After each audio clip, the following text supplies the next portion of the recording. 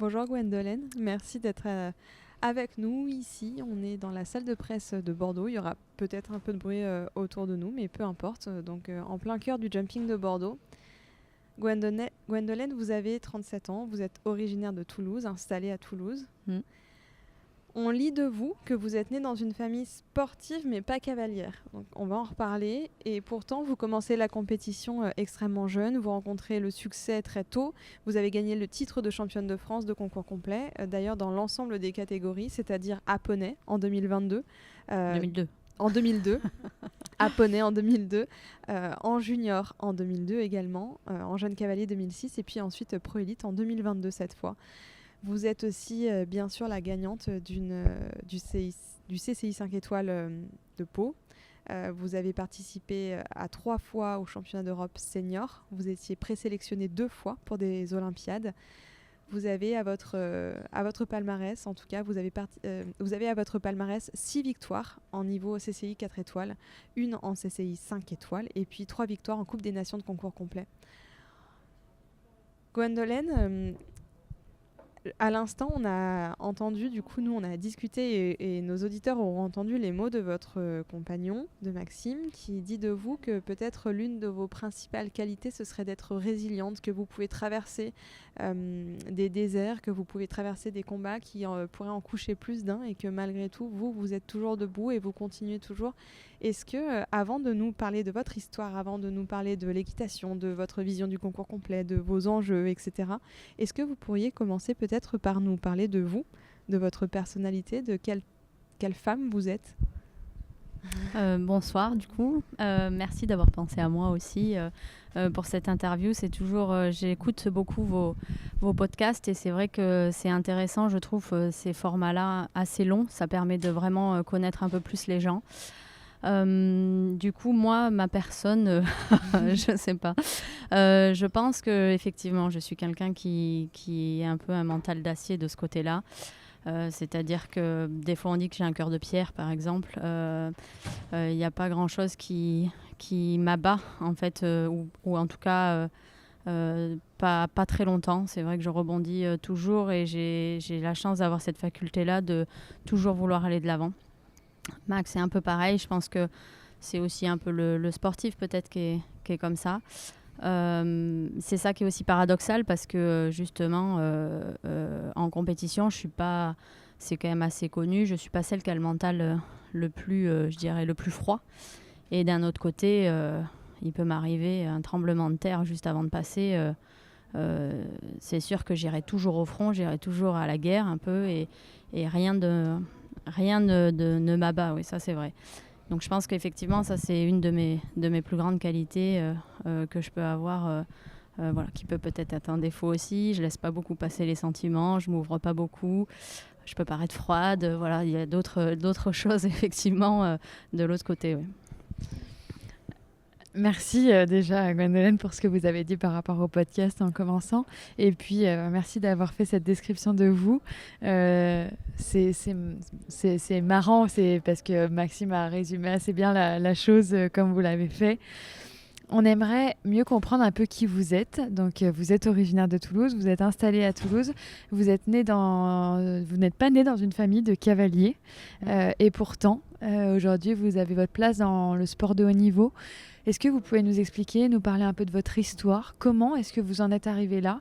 Dans quelle famille, avez-vous évolué et grandi ? Et puis, voilà un peu les grandes étapes qui ont permis de construire ce chemin et cette trajectoire. Donc c'est vrai que je suis donc née dans une famille avec deux grands frères qui sont 8 et 10 ans de plus que moi, donc je suis la petite dernière. On a toujours fait beaucoup de sport. Mon père faisait du rallye, mon frère aîné faisait de l'athlétisme et mon second frère faisait du judo. Donc on a toujours fait de la compétition. Donc c'est vrai que moi, suivant l'exemple de mes frères, j'ai tout de suite dit que je voulais faire de la compétition. Donc c'est vrai que je me suis tournée vers l'équitation simplement par hasard pour un loisir des mercredis après-midi à 5 ans. Et très vite, à 8 ans, j'ai dit non, je veux faire du concours. Donc à partir de là, mon père est un peu comme ça par contre, c'est-à-dire que ok, tu veux faire de la compétition mais c'est plus du loisir quoi. Donc à partir de là, c'était embriqué. Ils m'ont donné, mes deux parents m'ont soutenu énormément et m'ont accompagné dans la compétition, qui a des avantages forcément, qui a des travers de l'autre côté, parce que qui dit compétition dit vraiment sport à fond, entraînement à fond, pas de copains. Mon père partait toujours du principe qu'on pouvait faire deux choses, donc l'école et le sport. Donc voilà, ça a aussi des inconvénients, mais je pense que avec le recul, certainement, j'avais quand même un père assez difficile, mais c'est certainement ce qui m'a amené vers là aujourd'hui, quoi. Vous avez toujours fait du concours complet ou est-ce que vous avez commencé par d'autres chemins, d'autres disciplines? Non, j'ai été dans un poney club à côté de chez moi à Toulouse qui était dans le concours complet, donc c'est vrai que j'ai toujours baigné dedans et je l'ai jamais quitté. Vous avez commencé à Toulouse, vous êtes aujourd'hui encore à Toulouse. Est-ce qu'il y a eu des étapes intermédiaires? Est-ce que vous êtes allé vous former auprès d'autres cavaliers dans d'autres écuries? Ou est-ce que finalement vous avez réussi à construire votre carrière en gardant ce pied dans cette région qui est la vôtre? C'est vrai que oui, j'ai été entraînée par Pascal Leroy pendant plusieurs années, qui était pas si loin il était à 1 heure de chez moi, donc ça faisait quand même un peu de route, mais... Et après, j'ai été entraînée par Bruno Bouvier, qui était quand même un grand cavalier international, qui était à Grenoble. Donc, j'y allais que pour les stages. J'y suis allée aussi un peu me former en tant que stagiaire là-bas pour apprendre un peu le métier. Mais c'est vrai qu'après, j'étais beaucoup seule chez moi. Donc, pareil, ça a des avantages et des inconvénients. Je pense que la progression est plus lente, mais par contre, ce qui est acquis est véritablement acquis. J'aurais peut-être pu avoir une progression plus rapide en étant encadrée différemment. Mais je pense que j'ai une équitation qui est beaucoup dans le sentiment aussi. Et je pense que c'est certainement dû à ça. Quand on est un peu plus seul, forcément, on essaye des choses. On se trompe souvent. Et c'est comme ça qu'on progresse. Mais je suis pas, j'ai pas une équitation très scolaire, je pense. Qui était Gwendolen de 10-15 ans? De quoi est-ce que vous rêviez? Est-ce que finalement vous rêviez de cette vie-là que vous avez aujourd'hui, déjà à cette époque? Pas vraiment. Non. C'est vrai que ça peut paraître un peu bizarre, mais finalement, d'être cavalière professionnelle, ça a plus été un choix par défaut. Okay. Quand je dis par défaut, c'est que moi, je me voyais bien faire des études, soit justement dans le marketing, la communication. J'aimais beaucoup ça. J'ai fait des études aussi un peu là-dedans. Ou même me tourner complètement vers ostéopathe équin. Et puis...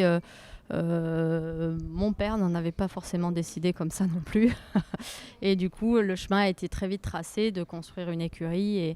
Et voilà, donc après forcément, j'ai arrêté les études en Master 1 parce qu'à un moment donné, je n'arrivais plus à tout gérer.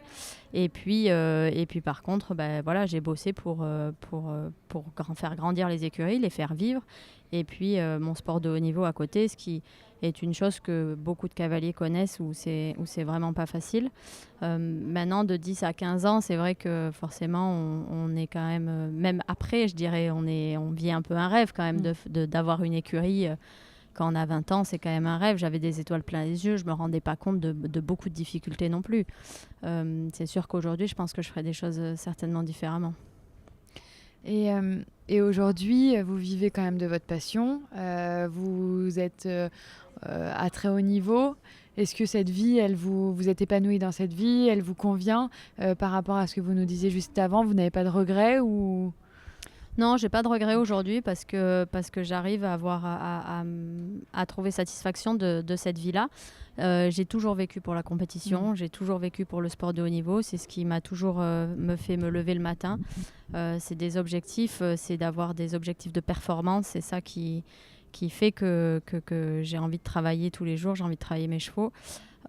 D'autant plus dans une nation forte comme la France, c'est-à-dire que si on laisse le train passer, c'est fini. Donc ça nous pousse vraiment à nous dépasser, ça nous pousse à travailler. Et on a quand même un confort de vie aussi. C'est sûr qu'on est tout le temps sur la route, on est tout le temps parti, mais après, on a quand même beaucoup de liberté aussi dans notre vie. J'ai la chance d'avoir un compagnon qui a une vie aussi, je dirais, aussi atypique comme on peut avoir. Donc, c'est vrai que ça fait que des fois, on peut se prendre des jours de congé dans la semaine, finalement. Donc, où j'arrive complètement maintenant à m'épanouir et à comprendre aussi, malgré la vie que c'est, de retrouver vraiment du bonheur dans cette vie. Vous disiez que vous vous étiez installé tôt. Vous avez créé l'écurie des Warnes ça se prononce comme ça? Warnes, oui, c'est Warnes. fer en breton. Parce que je suis bretonne d'origine. Donc, Ok. Gwendolen, voilà, c'est. Ok, fer en breton, j'adore. En 2009, c'était donc il y a 14 ans, si je calcule bien, vous aviez 22 ans. Ouais, c'est ça, hein, c'est jeune. Est-ce que vous avez fait des erreurs? Est-ce qu'il y a des choses que vous avez fait au début, que ce soit dans l'entraînement, dans la gestion du système, de la structure, que vous avez dû faire évoluer parce que ça ne marchait pas ou parce que tout simplement c'était une erreur et que vous ne referiez pas si vous deviez vous réinstaller de nouveau et repartir à zéro comme vous l'aviez fait? Oui, bien sûr, parce que effectivement, donc les écuries ont ouvert en 2009. Le projet a démarré 2 ans auparavant. C'est vrai que si je devais refaire aujourd'hui, j'aurais pas vu si grand. C'est-à-dire que c'est une très grosse écurie quand même où on a 45-50 chevaux. Donc là, j'ai quand même bien diminué. Mais ça m'a amené à réfléchir à comment faire rentrer du chiffre d'affaires différemment aussi parce que il y a quand même les crédits tous les mois qui sont là. Il faut arriver à payer les saisons sportives. Il faut pouvoir gérer tout ça. Donc c'est vrai que je pense qu'aujourd'hui j'aurais fait différemment, peut-être un peu plus petit, qui me permettent un peu plus de souffler tous les mois et de pas être à flux tendu tous les mois. C'est vrai que ça met beaucoup de pression aussi supplémentaire. Ça met de la pression aussi sur les résultats sportifs parce que c'est aussi ça qui découle du chiffre d'affaires au niveau des écuries. Donc, je pense que j'aurais vu les choses différemment et c'est pour ça qu'aujourd'hui, j'ai envie de voir les choses différemment. J'ai quand même beaucoup de chance. Ça m'a amené à me poser beaucoup de questions. À un moment, j'ai dit, c'est pas possible. Le sport de haut niveau, faut arrêter parce que c'est ce qui coûte de l'argent aussi, finalement, quand on regarde, ne serait-ce que les engagements, les transports, d'avoir le personnel qui est là aussi, parce que je dois avoir une groom, je dois avoir une cavalière maison, des choses que j'aurais pas forcément si je faisais plus de sport de haut niveau, si j'avais que des élèves à coacher. Donc, ça demande beaucoup quand même de contraintes aussi. Donc, à un moment, j'ai dit stop. Enfin, là, il faut s'arrêter. Mon frère aîné qui est très présent dans ma vie, qui est propriétaire de Romantique et d'autres chevaux, qui m'a énormément aidé sur la gestion financière justement, sur la recherche de partenaires, etc. Je me rappelle encore lui envoyer tout un mail parce que comme je suis quand même quelqu'un qui parle pas ou qui j'ai du mal à parler, donc je l'avais fait par mail. Et un mois avant Pau, en 2017, je lui avais dit là maintenant ça suffit. J'en peux plus, j'arrête. Et je lui ai dit, j'arrête tout, j'arrête le haut niveau, c'est bon. Il y a des moments, j'arrivais pas à monter comme je voulais, j'arrivais pas à m'entraîner comme je voulais, parce que des fois, c'est aussi l'entretien, c'est des clôtures à réparer, c'est des choses comme ça. Donc, j'avais dit, j'en peux plus. Et mon frère m'avait dit, écoute, laisse passer Pau et on en reparle après Pau. J'ai gagné Pau. Et là, ça a changé. Ça change tout. Ça a changé énormément de choses. Ça a changé énormément de choses parce que lui, il a pu aller chercher des partenaires financiers. Ça a fait changer énormément de choses. Ça m'a donné un vrai soutien financier aussi qui a fait que du coup, mes saisons sportives n'étaient plus les mêmes derrière. Ça a effectivement changé énormément de choses et j'ai passé un cap, oui. Il y a beaucoup de choses que vous avez dit là dans cette réponse et sur lesquelles j'ai envie de rebondir, mais je voudrais continuer quand même là-dedans. Et vous dites donc que ça a changé beaucoup de choses. Vous avez mis un système en place qui est très important. Et en effet, vous avez dit votre écurie, elle est grosse. Enfin, c'est une grosse écurie. Et il y a notamment le sport-études. Que j'ai arrêté. Mais oui. Que vous avez arrêté. Ok, alors ça, j'avais pas l'info. Donc, ok. Bon, alors, est-ce que vous pouvez justement Est-ce que vous pouvez nous parler justement de cette décision d'avoir créé un sport-études et puis de l'avoir arrêté, parce que c'est vrai que vous avez dit aussi dans une interview récemment que vous avez réorganisé votre système, réorganisé votre structure. Donc est-ce que vous pouvez nous parler un peu de tout ça et des piliers sur lesquels est fondée votre écurie ? C'est vrai que du coup, au niveau de mon système économique, j'ai une écurie de propriétaires. Du coup, il y a une trentaine de propriétaires avec des élèves. J'ai à peu près une quinzaine de propriétaires qui sortent en compétition en complet. Ce qui est énorme déjà. Niveau amateur et pro. Donc de l'amateur 4 au 4 étoiles. J'ai accompagné des jeunes au championnat d'Europe junior et jeunes cavaliers aussi. J'aime ça aussi. J'aime beaucoup transmettre. J'aime beaucoup accompagner les projets sportifs aussi sur justement des échéances européennes. Comme ça, c'est quelque chose que j'aime beaucoup. Donc ça, c'est un des piliers de mon système économique. Après, il y a la valorisation, le commerce de chevaux. Et mon troisième pilier, c'est effectivement mes partenaires. qui sont énormément présents pour moi et qui me permet de financer toutes mes saisons et qui sont un vrai levier dans mon système en fait économique, des partenaires qui m'ont permis d'avoir justement de pouvoir financer le salaire d'un groom à l'année, des choses comme ça qui sont quand même importants et qui soulagent en fait, qui nous mettent quand même un peu moins de pression quotidienne. Donc après ma décision d'arrêter le sport-études, c'était simplement que mon organisation était pas assez étoffée, enfin mon staff, tout ça n'était pas assez étoffé pour pouvoir faire ça vraiment très correctement, parce qu'il fallait gérer aussi les transports, fallait gérer un peu tout ça, et ça c'est vrai que c'était ça le plus compliqué à gérer, et c'est aussi pour ça que j'ai arrêté. Mais voilà, il y en a qui sont présents aux écuries pour des projets sportifs, mais pas forcément dans un projet sport-études à proprement parler. Est-ce que c'est difficile aujourd'hui de vivre de cette discipline du concours complet ? Est-ce que c'est plus difficile que pour d'autres disciplines d'après vous ? Oui, je pense que par rapport au CSO, c'est sûr que c'est beaucoup plus compliqué. C'est vrai qu'on voit beaucoup de cavaliers de complet qui derrière partent en CSO parce que c'est plus facile, tout simplement. Il y a moins de trajets à faire, il y a des concours qui sont plus proches, on peut en faire plus régulièrement. Il y a une clientèle forcément en CSO qui est beaucoup plus importante qu'en complet. Donc oui, c'est sûr qu'on a envie d'aller vers le saut d'obstacle. Après, c'est vrai que c'est pas mon truc. J'aimerais vraiment rester dans le concours complet. C'est vrai que la fédération fait appel à moi en ce moment pour venir sur des stages pour les jeunes en CSO, mais sur la partie dressage, et ça me plaît aussi, par exemple. Mais après, me tourner que vers ça, me réorienter que vers le CSO, je pense que je le ferai pas. C'est intéressant de faire intervenir un complétiste pour le dressage. Est-ce que c'est en lien avec le fait que justement vous avez cette orientation du cheval de dressage, mais qui va aller sauter derrière ? Je pense très certainement. Ils font pas appel que à des cavaliers de dressage, mais c'est vrai qu'on retrouve quand même dans l'équipe qu'ils ont montée là des cavaliers, des entraîneurs de dressage qui sont en concours complet. Donc je pense qu'on peut apporter aussi une façon différente. Moi je sais que quand je les ai, les jeunes, je cherche pas à faire du dressage non plus. Je leur apprends évidemment des bases qu'ils ont besoin, des mouvements latéraux, des sessions à la jambe, des épaules d'angle. Je pense que c'est essentiel même dans l'assouplissement des chevaux. Mais aussi après au galop, je vais essayer de les faire travailler sur des choses qui peuvent leur apporter en parcours. Voilà, ne serait-ce que effectivement l'équilibre, les variations d'allure, des choses comme ça. Mais j'essaye toujours de me mettre aussi à la place de ce qu'ils font en parcours. Et ça me fait même réfléchir sur le travail avec mes propres élèves et avec mes propres chevaux. Donc c'est ça qui est chouette en fait, de toujours continuer je trouve, de se former et également de former les autres. Ça nous oblige à vraiment se remettre en question. Enfin en tout cas moi, ça me remet en question, ça me fait réfléchir sur qu'est-ce que je pourrais améliorer, qu'est-ce que je pourrais faire. Donc c'est intéressant. Vous avez donc eu ce sport-études, vous avez vos cavaliers dans votre écurie de propriétaire, vous entraînez au niveau de la fédération. Vous semblez aimer transmettre, en tout cas.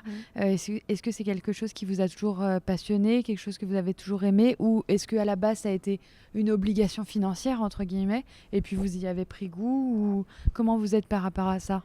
Oui, je pense qu'au début, c'est une obligation financière parce qu'effectivement, encore une fois, j'avais quand même une entreprise à faire tourner. Donc, je ne me suis jamais lancée. C'est vrai que par rapport à beaucoup d'autres cavaliers, je pense que je suis une des seules qui a vraiment cette grosse multicasquette. Souvent, on est plus soit dans la valorisation des chevaux, le commerce, soit on n'a que des clients. Mais souvent, on n'a pas tout en faisant aussi le haut niveau, quoi. Et donc c'est vrai que des fois c'était un peu compliqué à gérer quand il y a des concours où je courais partout avec de nombreux élèves, les chevaux de haut niveau, etc. Mais au fil des années, c'est vrai que j'ai appris à aimer transmettre, et c'est vrai que j'aime ça, et puis c'est une façon différente de vibrer, et quand j'ai des élèves même sur des petites épreuves qui se transcendent et qui donnent le meilleur d'elles-mêmes avec des résultats, c'est tout aussi sympa que des grosses épreuves aussi, quoi.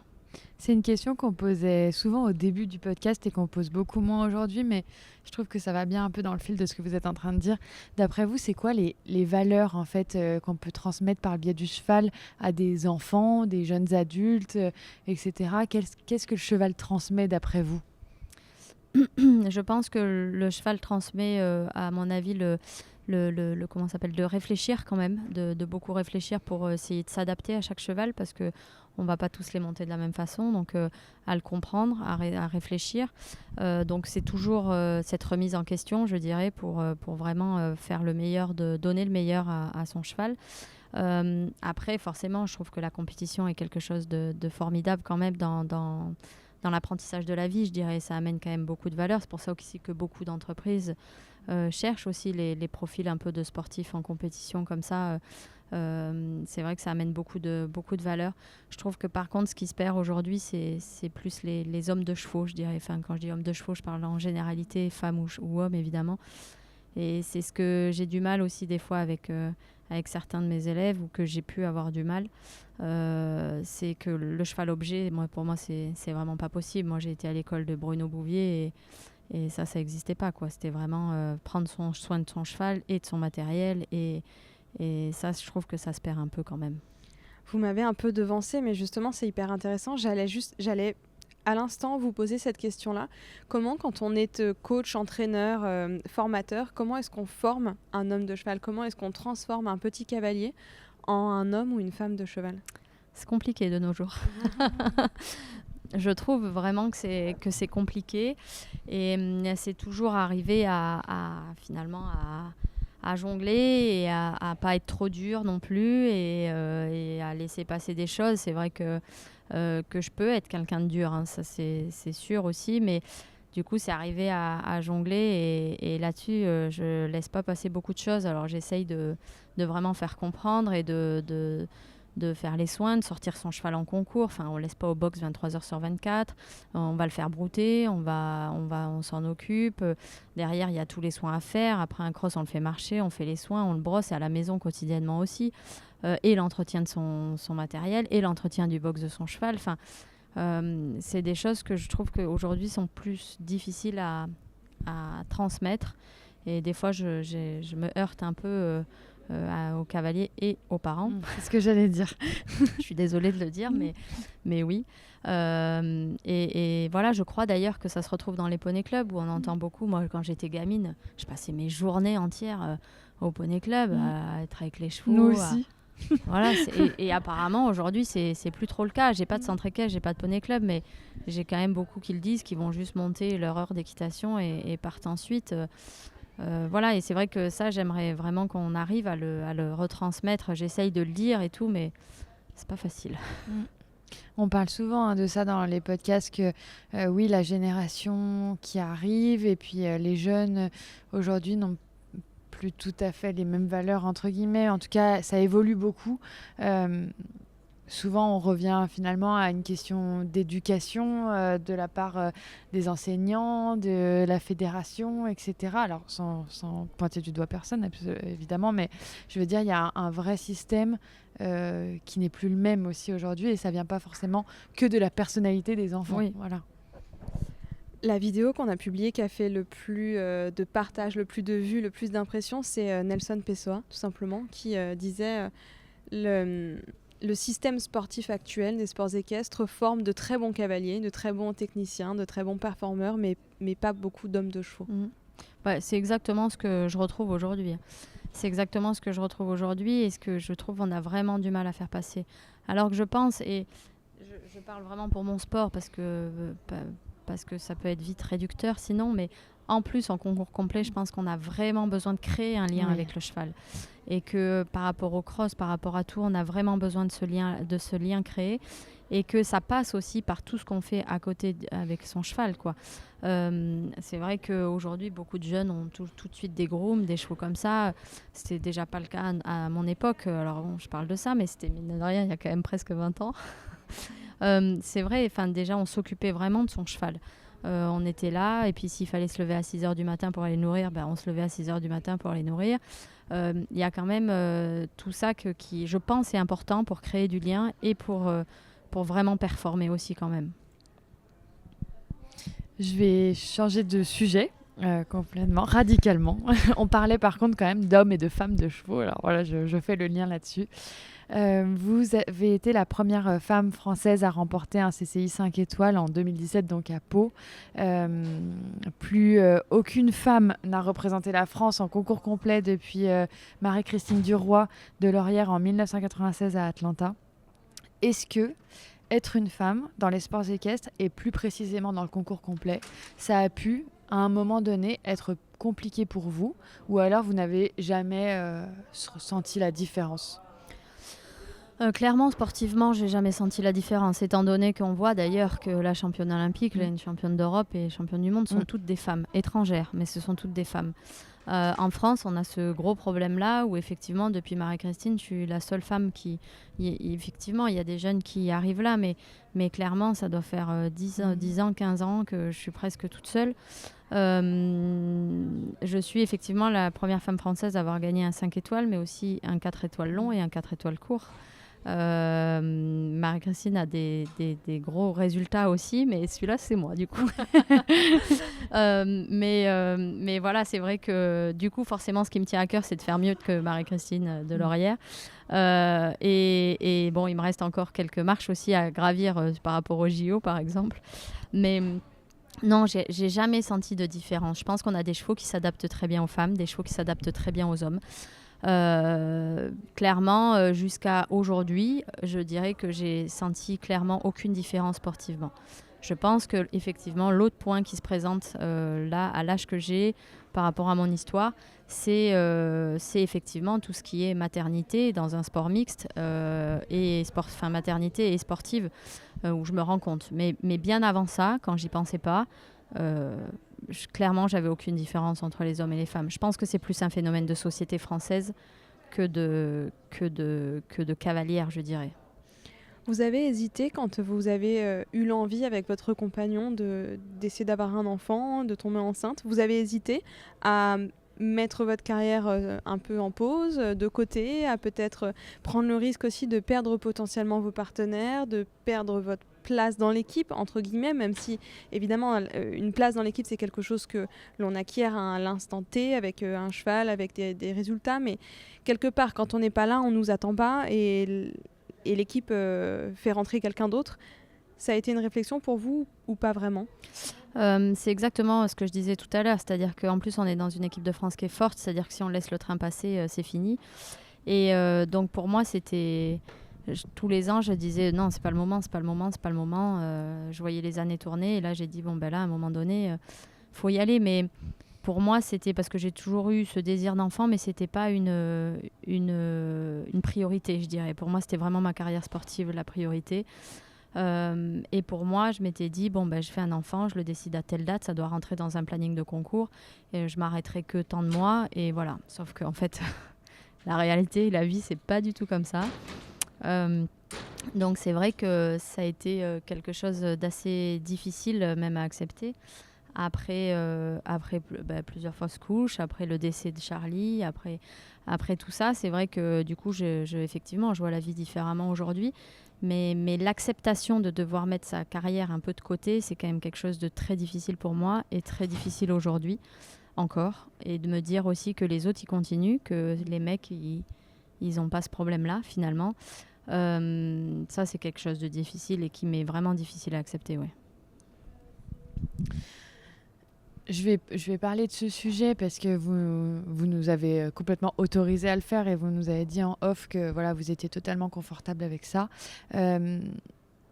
On connaît votre histoire et ceux qui ne la connaissent pas, j'inviterai nos auditeurs à peut-être aller faire un tour sur votre compte Instagram et vous suivre et suivre un peu plus la cavalière que vous êtes et la femme que vous êtes. Vous avez fait preuve dans votre vie d'énormément de résilience. On en parlait au début, on en parlait avec votre conjoint. Il y a eu des moments très difficiles. Celui-ci en fait partie. Comment est-ce qu'on se relève de ces moments-là? Qu'est-ce qui fait que vous avez cette force de caractère finalement qui vous a permis de poursuivre finalement et de continuer à vous battre aussi contre tout ce qui a pu vous arriver dans la vie? C'est vrai que j'ai eu quand même pas mal d'épreuves comme ça, un peu dans ma carrière sportive, à gérer aux écuries et à ne devoir pas laisser le sport de côté.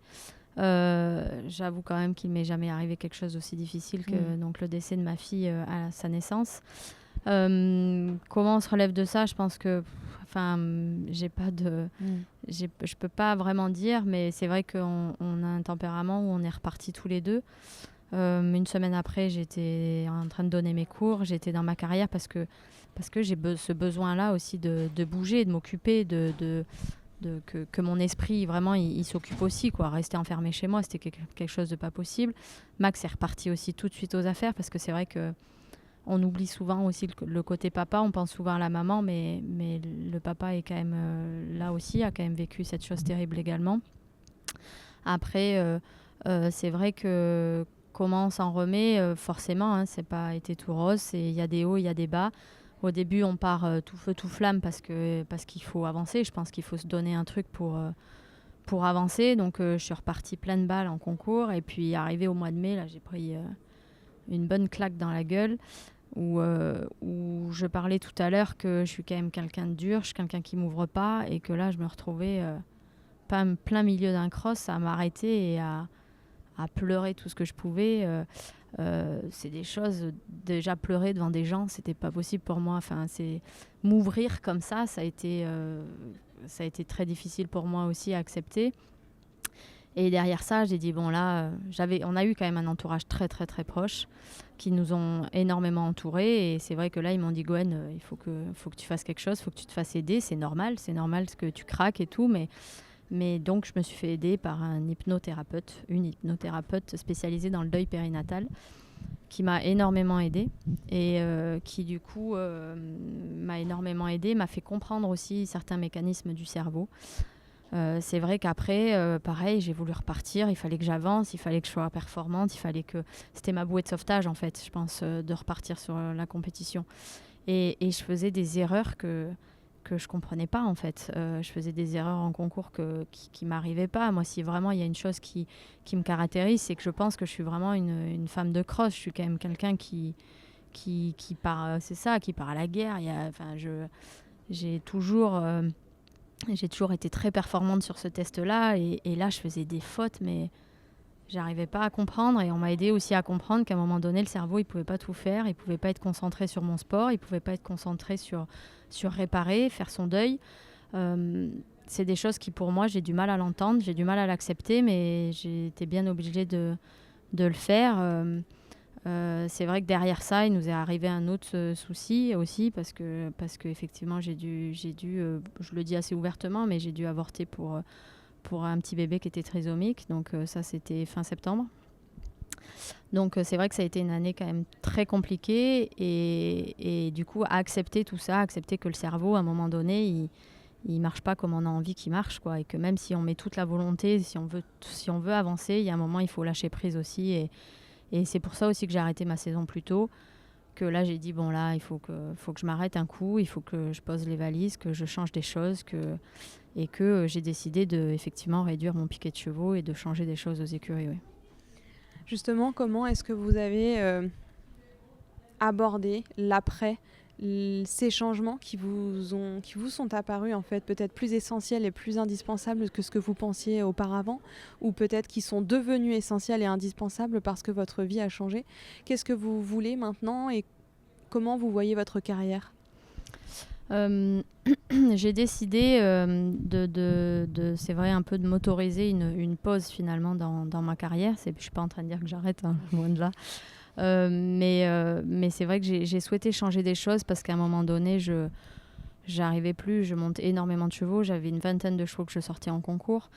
Ça faisait des grosses journées aux écuries, des grosses journées en concours avec énormément de chevaux à monter. Et physiquement, j'y arrivais moins, peut-être parce que mon cerveau y arrivait moins aussi. J'avais plus cette motivation en fait que j'ai pu avoir. Et donc, à un moment, j'ai dit, bon, il faut que je réoriente les choses aussi. C'est vrai qu'on est toujours en train de penser à l'aspect financier, finalement, hein. Donc, c'est pour ça aussi que j'en montais beaucoup. Mais là, je me suis dit qu'il valait mieux que que j'essaye de réfléchir à un autre, pas un autre système économique, mais en tout cas changer certaines choses pour me permettre de monter moins de chevaux et de prendre plus de plaisir et de effectivement changer certaines priorités. Donc même si j'ai encore du mal à me dire, bon ben là, il faut peut-être prendre des jours off, des choses comme ça, j'essaye vraiment d'y penser un peu plus et de prioriser un peu plus les choses que, oui, il n'y a pas que la carrière sportive dans la vie et que on a des choses à vivre aussi à côté. C'est aussi pour ça que j'ai envie de changer des choses, mais ça n'empêche que j'ai besoin un peu de prendre du recul sur le sport parce que cette envie de maternité est maintenant très présente et que clairement mon cerveau ne pense qu'à ça.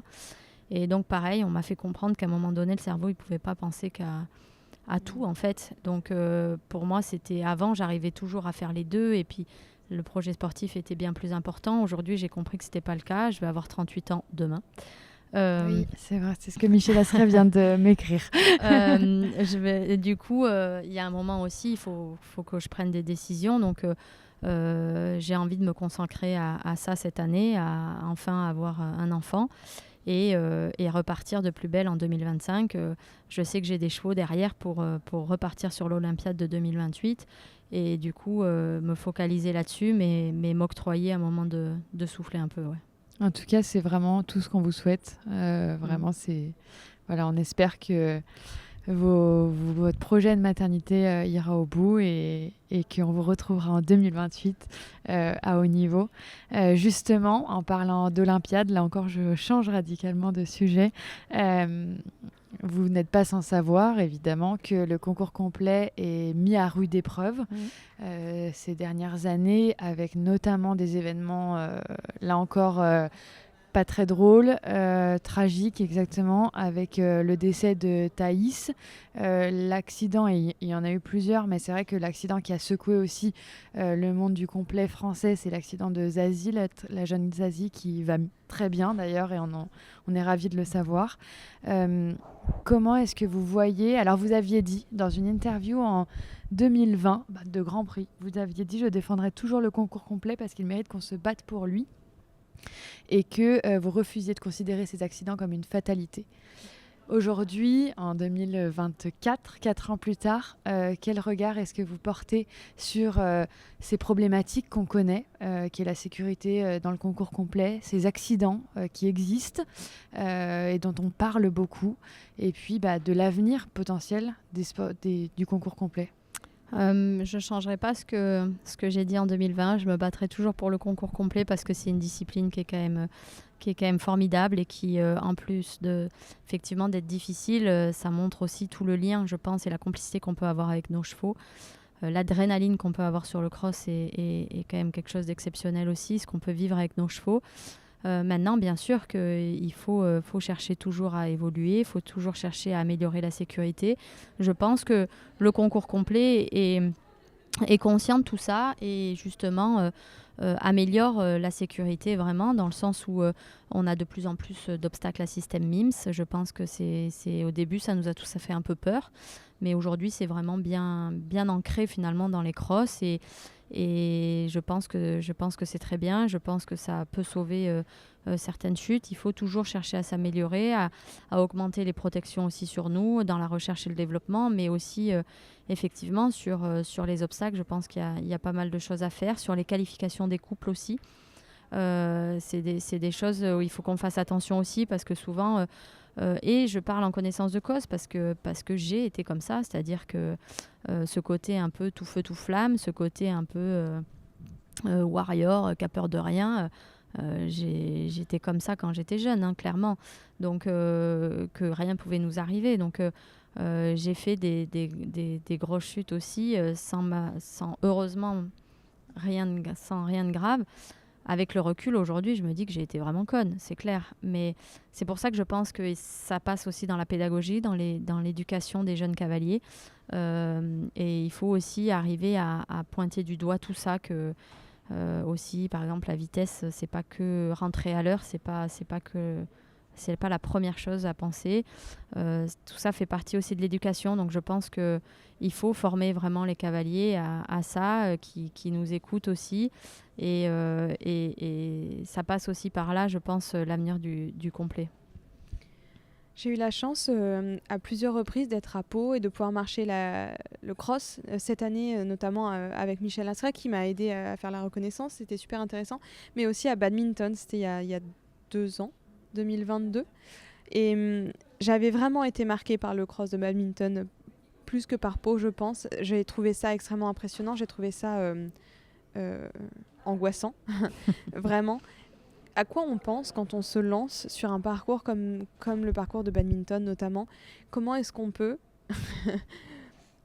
partir au galop et aller sauter ce parcours sans avoir peur? Est-ce que la peur, vous la ressentez? Est-ce que vous arrivez à la canaliser? Est-ce qu'elle se transforme? Ou est-ce que elle existe encore? Moi, le parcours qui m'a le plus impressionné, c'est Burley. C'est la seule fois où je suis partie un peu avec la boule au ventre. Et c'était en 2012. Avec Léria Duterre, et où je suis partie avec un peu la boule au ventre, et là j'ai monté le premier quart du parcours, je dirais jusqu'au 10, c'était pas bien, et là je me suis dit soit tu te mets un coup de pied au cul, ou soit tu t'arrêtes, parce que là tu vas pas aller au bout. Donc après je me suis réveillée et j'y suis allée, je finis sans faute, je prends un peu de temps, mais finalement c'était une expérience énorme. Après j'estime que si on part avec cette boule au ventre, et je pense qu'il faut faire attention. Faut oser dire là j'ai peur et j'ai pas envie d'y aller. Je pense que clairement, moi quand j'ai la boule au ventre, c'est parce que j'ai la peur de mal faire, j'ai la peur de prendre un refus, j'ai la peur de pas avoir ma performance que j'attends au bout. J'ai jamais peur je crains pas la chute. Je fais attention, évidemment. Je suis beaucoup plus réfléchie que quand j'avais 20 ans, mais clairement je vais des fois remettre la main pour, tant pis si je perds une seconde, mais pour sécuriser un abord.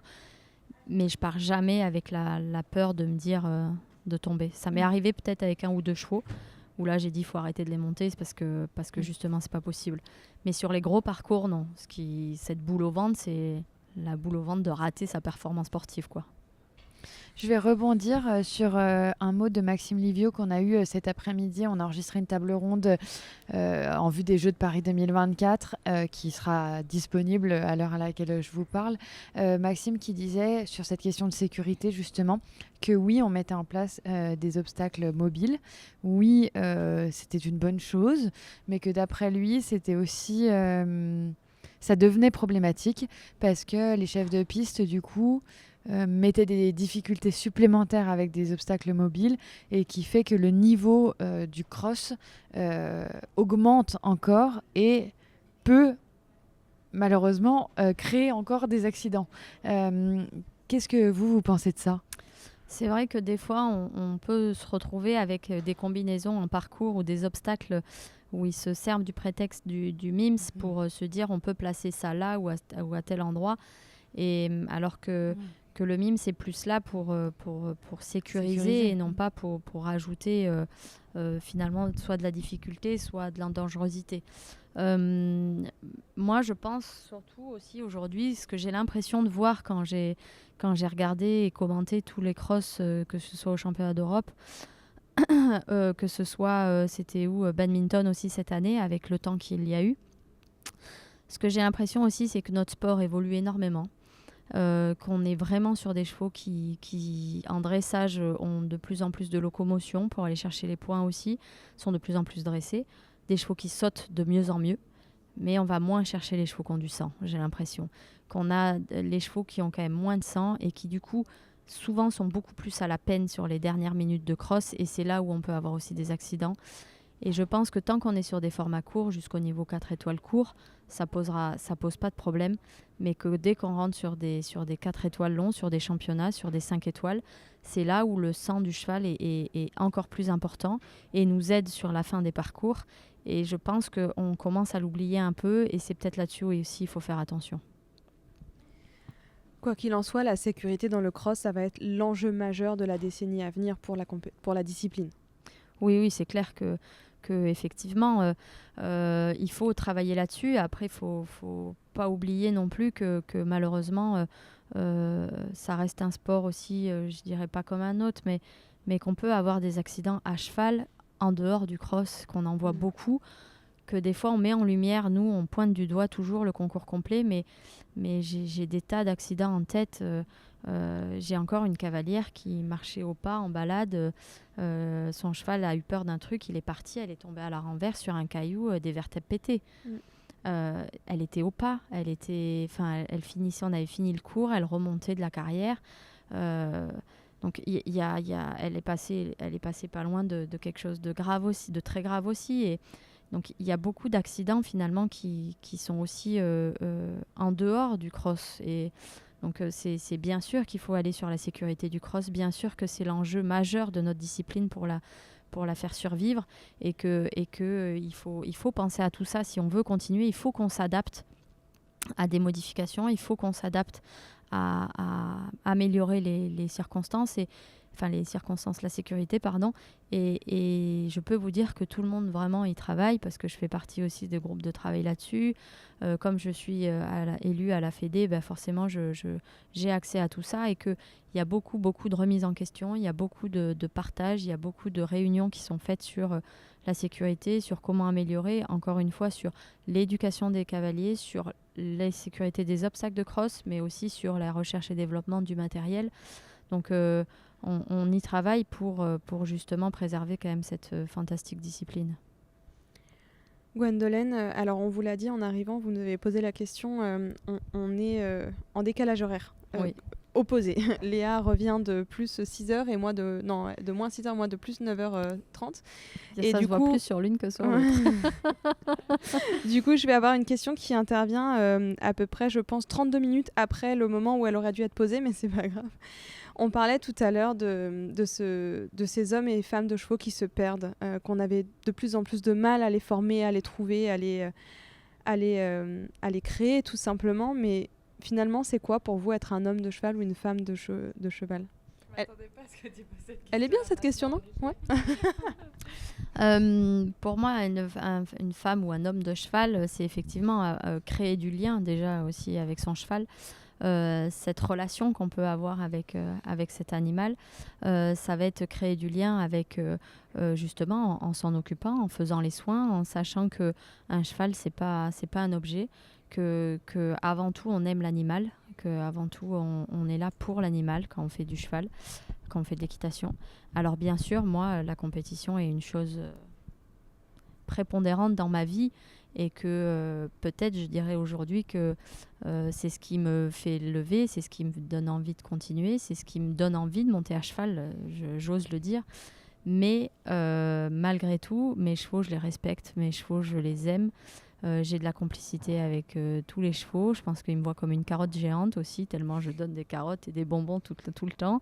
Mais j'aime aussi passer du temps avec eux, ne serait-ce qu'aller les faire brouter en concours, ne serait-ce que aussi des moments de complicité qu'on est à cheval avec eux, c'est-à-dire quand on les récompense aussi parce qu'on est content d'un exercice, ça. Et puis c'est ça, savoir regarder son cheval, savoir l'analyser, savoir s'il a mal quelque part, savoir l'écouter quand là il nous dit je suis moins en forme, ou c'est savoir le connaître en fait, connaître ses tendons par cœur. Moi c'est la première chose que j'apprends aussi à mes cavaliers, c'est d'observer son cheval, de voir s'il grossit, il maigrit, si ses tendons sont normaux, sont bien comme d'habitude. C'est aussi tout ça, de bien connaître son cheval, de bien faire ses soins. Pour moi, c'est vraiment ça aussi, être homme et femme de cheval. Sans parler de l'entretien aussi de tout ce qu'on met sur notre cheval, c'est-à-dire aussi l'entretien du mors, l'entretien du filet, l'entretien du matériel en général. Pour moi, ça passe un peu par tout ça. On va arriver dans les toutes dernières questions. Par contre, moi, je voulais rebondir sur un truc que vous avez dit juste avant. Vous avez dit que vous étiez donc dans le groupe de travail pour la sécurité à la Fédération, que vous étiez quand même impliqué dans ces sujets-là. Vous avez dit en 2020, et vous venez de nous le redire à notre micro, que vous aviez envie de défendre votre sport. Est-ce qu'à l'instar d'un Steve Gerda ou d'un Kevin Stott dans le saut d'obstacle, vous avez l'envie d'être porte-parole de votre discipline, de la défendre justement, et puis de porter haut ces sujets au niveau d'instances fédérales, et de porter la voix finalement de ces sujets-là pour le défendre? Oui, je pense que c'est un peu là-dessus qu'on vient souvent me chercher aussi. Mon gros problème, c'est mon niveau d'anglais. On en parlait avec un certain Xavier Boudon qui nous a dit qu'il avait un petit dossier sur vous. Il a un sacré dossier sur moi, mais c'est pas le seul malheureusement. C'est pas le seul parce que je crois qu'à un moment donné, les journalistes prenaient plaisir à m'interviewer en anglais et à se foutre de moi, littéralement. En tout cas, si c'était pas eux, c'était tous les gens me le sortent encore aujourd'hui. Ça fait bien rigoler. Donc voilà, c'est effectivement mon niveau d'anglais m'empêche peut-être pas mal de choses aujourd'hui, notamment effectivement d'être plus présente au niveau de la FEI. Là, il y a encore 15 jours, j'étais au congrès de la FEI en visio. Là. Ça a été compliqué pour moi. En anglais comme ça, je dois avouer, et je passe à côté d'énormément de choses. Donc je pense que s'il y a un truc qu'il faut que je fasse, c'est quand même me pousser à apprendre l'anglais un peu mieux. Bah voilà, c'est le programme de ces 4 prochaines années, du coup, avant de retrouver les Jeux Olympiques. Mais c'est vrai que comment dire, oui, je pense que souvent, on vient me chercher pour ça, pour un peu porte-parole du concours complet. Et en tout cas, ça me tient à cœur de le défendre et de chercher des choses aussi pour l'améliorer et pour effectivement faire avancer notre discipline. Merci beaucoup, Gwendolyn. Merci à vous. Tu veux rajouter ? Non. On est donc au Jumping International de Bordeaux ce soir et demain, vous courrez le Cross Indoor. On vous souhaite un très beau résultat. Mais surtout, on vous souhaite plein de bonnes choses dans les années à venir, dans les mois à venir, que tous vos projets se réalisent.